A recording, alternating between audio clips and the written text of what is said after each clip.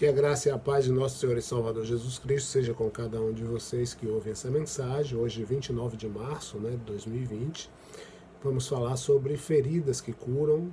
Vamos refletir a partir de Provérbios 27:6, onde o Espírito Santo nos diz o seguinte: fiéis são as feridas do amigo. Então, não é o pregador quem vai fazer a ferida. O livro de Jó 5, 17, 18 diz assim: como é abençoado aquele que Deus corrige. Preste atenção, não despreze a disciplina do Todo-Poderoso. É verdade, ele fere, mas também cuida da ferida. Ele fere, mas sua mão também traz cura. Então, não é o servo quem faz a ferida, mas o próprio Senhor. Que a gente possa aprender nessa noite feliz, nesse santo lugar, eu aqui na minha casa, você na sua casa, eu e você como casa de Deus, e fazendo do nosso lar a casa de Deus, vamos refletir sobre as 3 feridas fiéis de um amigo.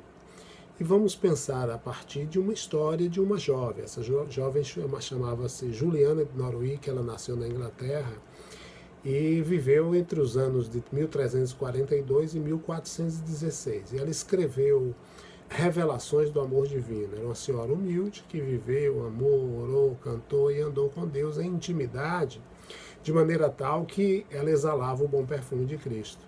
E em seu livro ela faz uma oração, e é nela que a gente vai refletir sobre as feridas fiéis do amigo. A oração dela foi a seguinte: ó Deus, por favor, conceda-me 3 feridas: a ferida da contrição, a ferida da compaixão e a ferida do anseio por ti. Isso eu peço sem qualquer condição.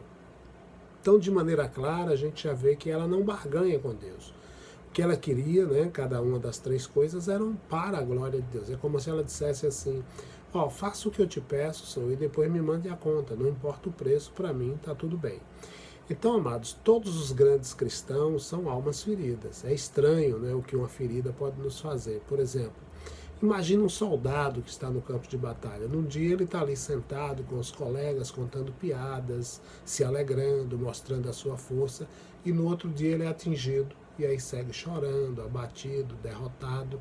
De repente, seu mundo inteiro desmorona ao seu redor, e esse homem, ao invés de ser um rapaz poderoso, forte, que pensava ser, se torna novamente como um menino chorão, uma criança. Então, não há nada melhor que uma ferida para tirar a nossa estrutura egocêntrica e nos transportar à infância e nos tornar impotentes aos nossos próprios olhos. Porque na palavra de Deus a gente tem muitos homens feridos, feridos por Deus, afligidos da mesma maneira que Jesus o foi. Por exemplo, Jacó foi afligido 2 vezes por Deus, e uma dessas feridas foi uma ferida física, onde ele ficou manco o resto da sua vida. Elias foi um homem ferido com a espada de Deus, porque em um dado momento, Elias não passava de mais um humano atuando a partir do seu ego. E aí ele tem um encontro com Deus, onde é confrontado, derrotado e quebrado diante do Senhor. O homem ferido, amados, é um homem derrotado, onde o homem Adão, antes forte, egocêntrico, ele deixa de resistir. Ele entrega a sua espada, se rende, e a ferida acaba com ele, tornando essa pessoa submissa à vontade do Pai. Então vamos às feridas da nossa irmã Juliana. Ela pediu a ferida da contrição. A gente sabe que arrependimento é mudança de mente. Só que a gente não pode simplesmente reduzir o arrependimento à mudança de mente. Paulo nos convoca, em Romanos capítulo 12, versículo 1 e 2, a gente ir mais além. Ele diz: portanto, caros irmãos, rogo-vos pelas misericórdias de Deus que apresenteis o vosso corpo como sacrifício vivo, santo e agradável a Deus, que é o vosso culto racional. E não vos amoldeis ao sistema desse mundo, mas sede transformados pela renovação da vossa mente, para que assim experimenteis qual seja a boa, agradável e perfeita vontade de Deus. Então, embora o arrependimento seja uma atitude mental, ele não vai nos fazer bem se não deixar uma marca, uma ferida dentro de nosso espírito. Pelos discursos até que a gente fazia antes do nosso encontro, e hoje que a gente vê pessoas confusas, dúbias, como nós éramos antes, é fácil a gente perceber que nenhum ser humano se arrepende verdadeiramente se a partir da ferida provocada pelo pecado, ele não morrer em seu ego, e se permita ser quebrado, vencido, e deixe de lutar, veja a si mesmo como alguém que pregou o seu Salvador na cruz do Calvário. Então eu não sei a seu respeito, mas eu A única maneira de eu me ver corretamente diante de Deus é me mantendo em solitude e conservando um sentimento de contrição em meu coração. Os grandes servos de Deus, tanto dentro como fora da Bíblia, vivendo na palavra, têm sido aqueles que foram feridos, né, com um sentimento de contrição, de maneira tal que nunca conseguiram se livrar do pensamento e do sentimento de que verdadeiramente nós crucificamos a Jesus. Muitos servos de Deus todos os dias choram diante do Senhor por causa de seus pecados. E isso é o segredo da grandeza desses servos. Então, tenhamos cuidado com um tipo de arrependimento banal, religioso, apressado, né? E que, acima de tudo, a gente tenha cuidado para não nos permitir nos arrepender. A gente é pecador, pessoas pecaminosas, e precisamos entender que, ainda que a gente tenha todo o conhecimento e consciência de quem somos e também de quem Deus é, isso não é suficiente. A gente precisa que isso marque, que isso nos fira. E você pode conhecer sobre arrependimento, sobre pecado, mas sem se permitir ser ferido a ponto de entender a dimensão da contrição plena, não vai funcionar. O arrependimento é uma ferida, e eu oro para que você possa sentir isso. A segunda ferida que a irmã Juliana pediu foi a ferida da compaixão. E compaixão, na verdade, é uma identificação emocional, e Jesus tinha isso de forma plena, né? O servo que possui a ferida da compaixão é um ser que sofre junto às outras pessoas.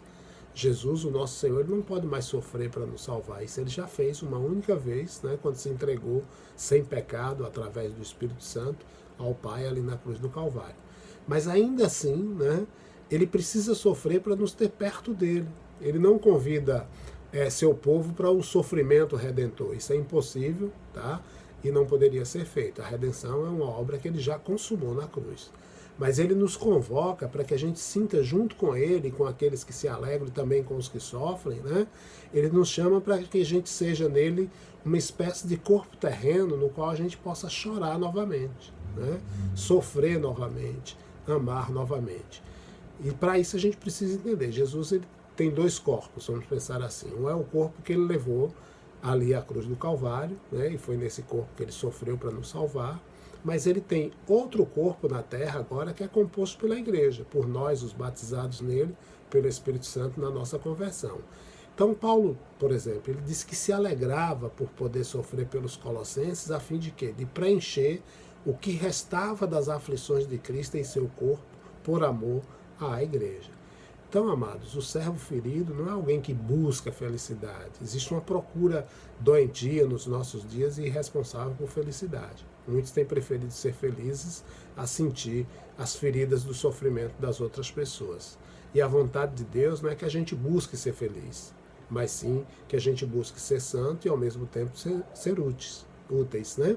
Então, o servo santo será o homem útil e assim, obviamente, vai ser feliz também.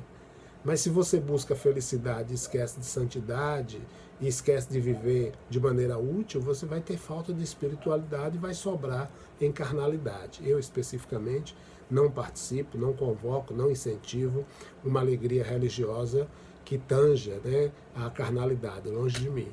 Algumas vezes é pecaminoso a gente ser feliz. Então, perceba, quando Jesus está no Getsemane, e quando ele está ali no madeiro, suando gotas de sangue, ele não poderia ser feliz.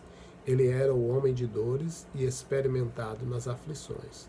Então, os grandes servos que conquistam e capturam grande parte do mundo para Jesus quando estão em dores, não são felizes, né? A mulher, por exemplo, que está dando à luz, ela não é feliz no momento das suas dores de parto. Mas assim que a criança nasce, ela se torna feliz. Por quê? Porque um filho lhe nasceu. Então, da mesma maneira, a gente precisa dar a luz por e para Jesus, e isso exige sofrer, exige amar e exige se compadecer. A terceira ferida que ela pediu foi a ferida do anseio por Deus. Juliana, nossa irmã, né, que queria ter anseio por Deus, mesmo que esse anseio se tornasse uma dor no seu coração, ela queria nada menos do que estar doente de amor.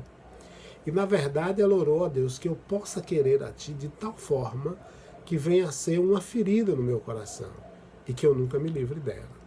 Então hoje está na moda aceitar Jesus e esse é o ponto. Não se avança além do ponto onde tudo que é Cristo possa penetrar na vida do convertido. Jesus ele tem nos abençoado com todas as bênçãos espirituais nos lugares celestiais em Cristo, como diz a palavra lá em Efésios 1:3, né?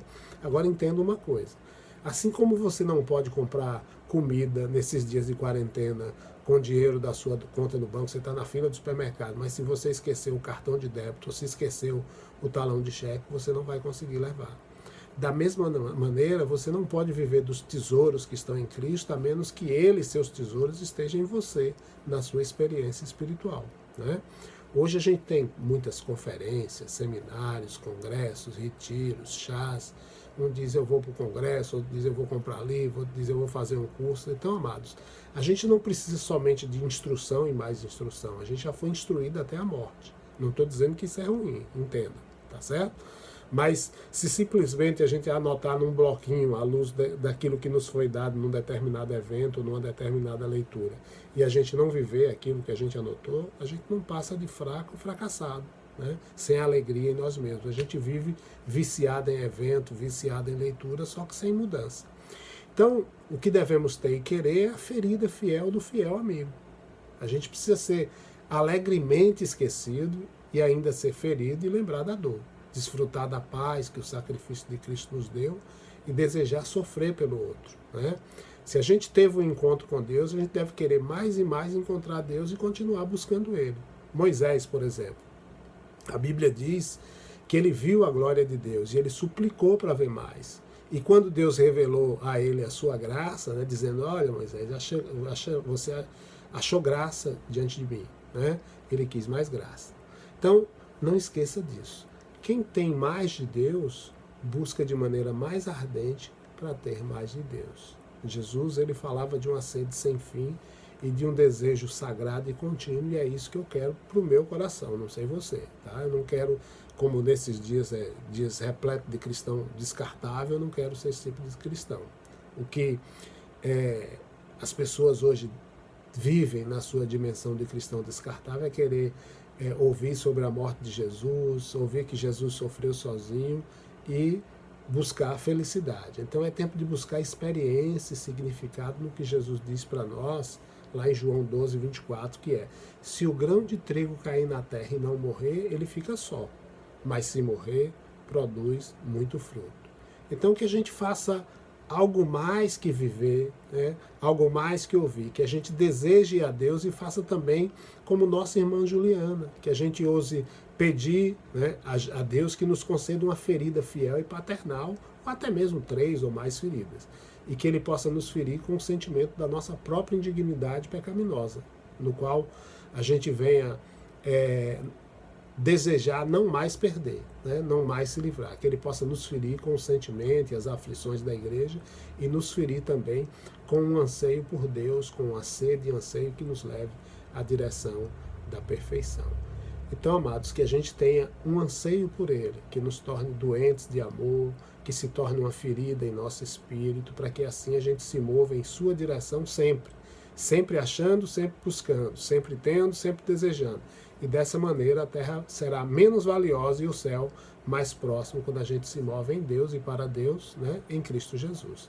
Então, concluindo o que você ouve hoje, decida se curvar na presença de Deus e enxergue quem você tem sido e seja honesto em seu coração. Porque se você ousar fazer uma oração honesta e sincera diante do Senhor, ele pode ser, né, esse o momento mais decisivo na sua vida. Pode ser a abertura de uma porta de vitória para você.